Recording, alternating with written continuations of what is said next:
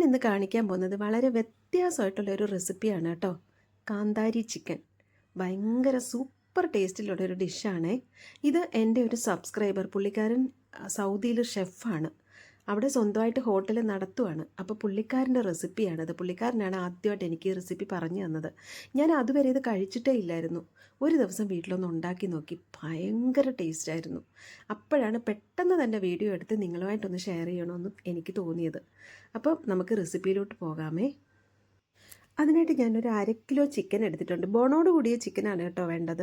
ആ ചിക്കൻ നന്നായിട്ട് നാരങ്ങ നീരൊക്കെ ഒഴിച്ച് നന്നായിട്ട് കഴുകിയെടുത്ത ചിക്കനാണ്. അതിലേക്കൊരു 1/2 കപ്പ് നല്ല പുളിക്കാത്ത കട്ടി തൈര് ഒഴിച്ച് കൊടുക്കാം. പാകത്തിന് ഉപ്പിട്ട് കൊടുക്കാം. അല്പം കുരുമുളക് പൊടിയും കൂടി ഇട്ട് കൊടുത്തിട്ട് നന്നായിട്ടത് മൂന്നും കൂടെ തിരുമ്മി യോജിപ്പിച്ചതിന് ശേഷം കുറഞ്ഞതൊരു 1/2 മണിക്കൂറെങ്കിലും നമുക്കൊന്ന് മാരിനേറ്റ് ചെയ്യാനായിട്ട് മാറ്റി വയ്ക്കാം. ഇനി നമുക്ക് പ്രധാനമായിട്ട് വേണ്ടത് കാന്താരി മുളകാണ് കേട്ടോ. കാന്താരി മുളക് തന്നെ ഉപയോഗിച്ചാലേ ഈ ചിക്കന് നല്ല ഫ്ലേവറും ടേസ്റ്റും കാണുള്ളൂ. അപ്പം നമുക്ക് എരിവിന് ആവശ്യത്തിനുള്ള കാന്താരി മുളക് ഞാനിപ്പോൾ ഒരു 1/2 കിലോ ചിക്കനായിട്ട് ഒരു 18-20 കാന്താരി മുളക് വരെ ഇട്ട് കൊടുത്തിട്ടുണ്ട്. അത് മിക്സിയിലോട്ട് ഇട്ട് കൊടുത്തതിന് ശേഷം കുറച്ച് മല്ലിയിലയും കുറച്ച് കറിവേപ്പിലയും കൂടി ഇട്ട് മിക്സിയിലിട്ട് നമുക്കിപ്പോൾ അങ്ങനെ വച്ചേക്കാം. ഇപ്പോഴേ അത് അരച്ചെടുക്കണ്ട. നമുക്ക് കറിയിലോട്ട് ഒഴിക്കാൻ ആവശ്യം വരുന്ന ആ സമയത്ത് മാത്രം നമ്മളത് അരച്ചെടുത്താൽ മതി. അതവിടെ ഇരിക്കട്ടെ. നമ്മളൊരു പാൻ അടുപ്പിലോട്ട് വെച്ചിട്ട് ഒരല്പം എണ്ണ ഒഴിച്ചിട്ട് 1/2 കിലോ ചിക്കന് വേണ്ടിയിട്ട് ഒരു വലിയ 2 സവാള കട്ട് ചെയ്ത് പീസാക്കി അങ്ങോട്ട് ഇട്ട് കൊടുക്കുന്നുണ്ട്. സ്ക്വയറായിട്ടാണ് നമ്മൾ കട്ട് ചെയ്യേണ്ടത്. ഇനി അത് നന്നായിട്ടൊന്ന് വഴണ്ട് ഉള്ളിയുടെ പച്ചയൊക്കെ മാറി ഒന്ന് കളറൊക്കെ മാറി വരുന്ന സമയത്ത് നമുക്ക് ഒരു 7-8 പല്ല് വെളുത്തുള്ളിയും ഒരു അര ഇഞ്ച് വലിപ്പത്തിലുള്ള ഒരു കഷ്ണം ഇഞ്ചിയും കൂടെ മിക്സിയിൽ നന്നായിട്ട് ഞാൻ ചതച്ച് വെച്ചിട്ടുണ്ടായിരുന്നു. ഈ സവാള ഒന്ന് കളറൊക്കെ ഒന്ന് മാറി വരുന്ന സമയത്ത് നമുക്കതങ്ങോട്ട് ഇട്ട് കൊടുക്കാം. ഇല്ല നിങ്ങളുടെ ഇൻസ്റ്റൻ്റായിട്ടുള്ള ജിഞ്ചർ ഗാർലിക് പേസ്റ്റാണോ ഉള്ളതെങ്കിൽ അത് ഇട്ട് കൊടുത്താലും മതി. അതും കൂടെ ഇട്ട് കൊടുത്തിട്ട് നന്നായിട്ട് ഒന്നുകൂടെ ആ പച്ച കളറൊക്കെ മാറി വരുന്നത് വരെ തീ വളരെ കുറച്ച് വെച്ചിട്ട്, ഹൈ ഫ്ലെയിമിലൊന്നും വെക്കരുത് കേട്ടോ. നമുക്ക് പൊടിയുടെ പച്ചമണമൊക്കെ മാറിയിട്ട് അകമൊക്കെ വെന്ത് കിട്ടണം. അതുകൊണ്ട് മീഡിയം ഫ്ലെയിമിൽ വെച്ച് കുറച്ച് നേരം എടുത്ത്, അതായത് ഒരു 7-8 മിനിറ്റൊക്കെ വേണ്ടി വരും ഇത് നന്നായിട്ട് ആ പച്ച മണമൊക്കെ ഒന്ന് മാറി വരാനായിട്ട്. ഇപ്പോൾ കണ്ടില്ലേ, അതിൻ്റെ കളറൊക്കെ നന്നായിട്ട് മാറി അത് നല്ല ഒരു അകമൊക്കെ വെന്ത് ഒന്ന് വഴണ്ട് കിട്ടിയിട്ടുണ്ട്. ഈ സമയത്ത് നമുക്ക് ഈ 1/2 കിലോ ചിക്കനായിട്ട് ഒരു 2 ടേബിൾ സ്പൂൺ മല്ലിപ്പൊടിയും 1 ടീസ്പൂൺ ഗരം മസാല പൊടിയും കൂടെ അങ്ങോട്ട് ഇട്ട് കൊടുക്കാം. അതൊരു 2-3 മിനിറ്റ് നന്നായിട്ടൊന്ന് ഇളക്കി യോജിപ്പിച്ചതിന് ശേഷം നമുക്ക് ഈ സമയത്ത് നമ്മൾ മിക്സിയിലിട്ട് വെച്ചിരുന്നില്ലേ കാന്താരി മുളകും മല്ലിയിലയും കറിവേപ്പിലയും കൂടി ഇട്ട് വെച്ചിട്ടുണ്ടായിരുന്നു. ഇപ്പോൾ നമുക്കത് മിക്സിയിൽ വെച്ച് പേസ്റ്റാക്കി അരയ്ക്കരുത് കേട്ടോ. ഒന്ന് തരിതരിപ്പായിട്ടൊന്ന് അരച്ചെടുത്ത് അങ്ങോട്ട് ഇട്ട് കൊടുത്ത് നന്നായിട്ടൊന്ന് വഴറ്റിയെടുക്കാം.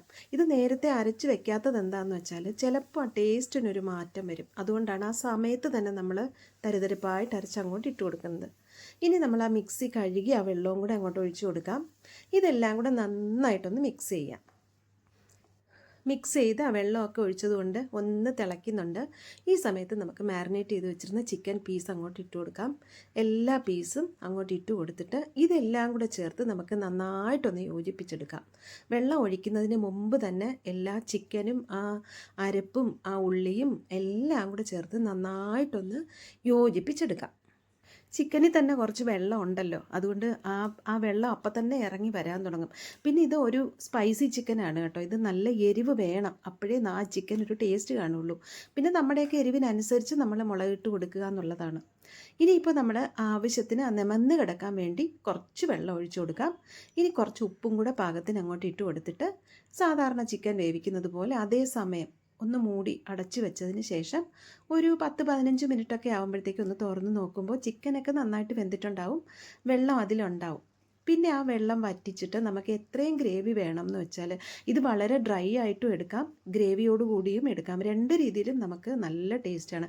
ഇപ്പോൾ അതേ കണ്ടില്ല, ഈ പരുവത്തി വേണമെങ്കിലും നമുക്ക് ഇറക്കി വെക്കാം. ഇപ്പോൾ ചപ്പാത്തിയോടൊക്കെ കഴിക്കാനാണെങ്കിൽ കുറച്ച് ഗ്രേവി ഉണ്ട്. ഞാൻ അല്പം കൂടെ ഒന്ന് വറ്റിച്ച് കുറച്ചൊരു സെമി ഡ്രൈ ആക്കി എടുത്തു. ഈ പരുവത്തിനാണ് ഞാൻ ഓഫ് ചെയ്തത്. അടുപ്പ് പാകമായിട്ടുണ്ട്. അടുപ്പ് ഓഫ് ചെയ്തപ്പോഴത്തേക്ക് നല്ല ആ ഒരു ഫ്ലേവറും അത് കണ്ടപ്പം അപ്പം തന്നെ കഴിക്കണമെന്നാണ് തോന്നിയത് കേട്ടോ. നല്ല റെഡി ആയിട്ടുണ്ട്, കണ്ടില്ലേ. നല്ല ഒരുപാട് ഗ്രേവിയും ഇല്ലാതെ നല്ലൊരു സെമി ഡ്രൈ ആയ പരുവത്തിലാണ് ഞാനിത് എടുത്തിരിക്കുന്നത്. ചപ്പാത്തിക്കൊക്കെ ഇതാണ് നല്ല കണക്ക് കേട്ടോ. ചപ്പാത്തി ആണെങ്കിലും പൊറോട്ട ആണെങ്കിലും അപ്പം ആണെങ്കിലും എല്ലാത്തിൻ്റെ കൂടെയും കഴിക്കാൻ ഒരു വെറൈറ്റി ആയിട്ടുള്ള ഒരു ചിക്കൻ വിഭവമാണ് കേട്ടോ. നിങ്ങൾ മിക്കവാറും കൂടുതലും പേര് ഇത് തയ്യാറാക്കിയിട്ടുണ്ടാവില്ലെന്ന് എനിക്ക് തോന്നുന്നു. കാരണം ഞാൻ ഇത്രയും ഒരുപാട് പാചകങ്ങൾ ചെയ്യുന്ന ഒരാളാണ് കേട്ടോ. എന്നിട്ടും ഞാനിത് ആദ്യമായിട്ടാണ് ഉണ്ടാക്കിയത്. ഭയങ്കര ടേസ്റ്റായിരുന്നു, ഒരു രക്ഷയില്ല കേട്ടോ, സത്യമാണ്.